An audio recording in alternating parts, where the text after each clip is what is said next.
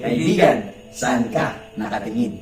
Kanina lamang meron kami uling nasumpungan na napakagandang talata. Ang sarap na pagbulay-bulayan ng talatang ito na matatagpuan sa 1 Samuel 16 verse 7. Ang sabi dito, Brother Ivan, Ngunit sinabi ng Panginoon kay Samuel, huwag mong tingnan ang kaniyang anyo o ang taas ng kanyang katawan, Amen. sapagkat tinanggihan ko siya, sapagkat hindi tumitingin ang Panginoon na gaya ng pagtingin ng tao, sapagkat ang tao ay tumitingin sa mukha, ngunit ang Panginoon ay tumitingin sa puso. Amen. ang talata, ang teksto kasi niyan, dahil inutusan ng Diyos si Samuel na hanapin ang papalit kay Saul bilang hari. Ang nakita niya, ang kapatid na si Eliab, matangkad, gwapo, malakas, at ang sabi ni Samuel, baka ito na.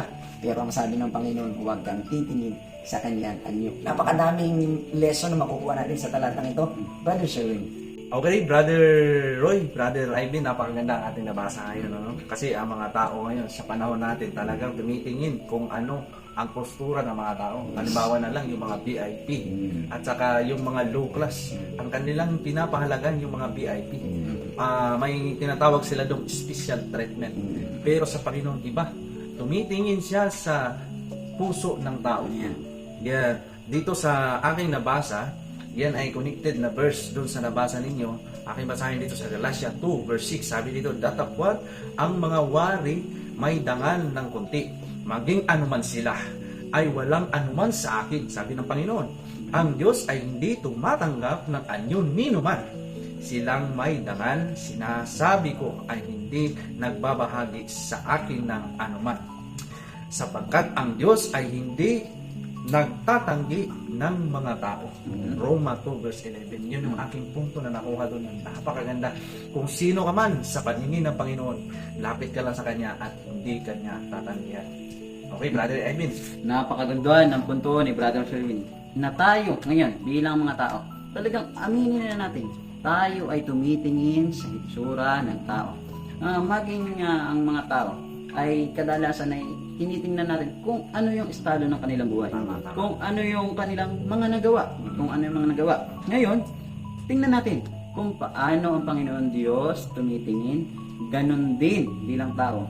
Ganon din ang ating gawin. Kaya ito ay isang paalala sa atin na tayo ay maging makatao.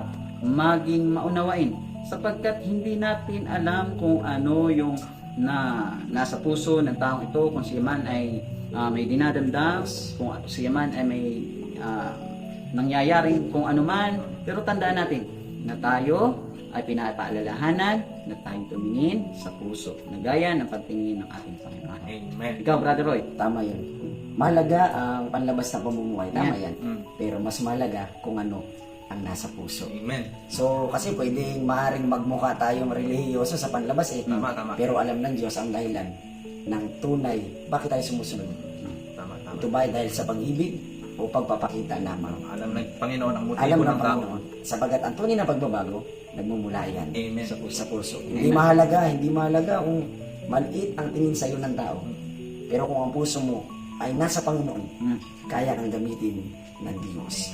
Kaya naman ang babala sa atin, huwag tayo maging judgmental. Kaya yun ang nasabi mo, Brother Ivan, sapagkat nakikita ng Diyos ang mabubuting puso kahit hindi ito nakikita ng iba. Sa huli, hindi anyo ang dahilan natin sa langit, kundi ang ating karakter. Ayan. Amen.